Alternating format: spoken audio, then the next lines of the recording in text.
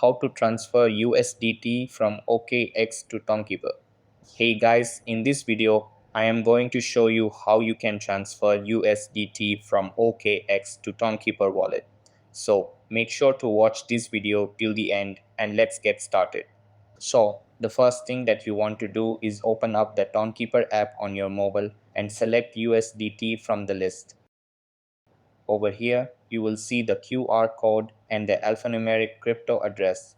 After that, click on copy to copy the address to your clipboard. Now, make sure you are using the TON network to send USDT to this address. Then open the OKX app on your mobile. Over here, under the crypto section, search for USDT and tap on it. And paste the wallet address you just copied from Tonkeeper and click on confirm. After that, enter the withdrawal amount. Once everything is set up, click submit and review the transaction summary. If everything looks good, confirm the transaction. So that's how you can transfer USDTs from OKX to Tonkeeper wallet. That's all for this video.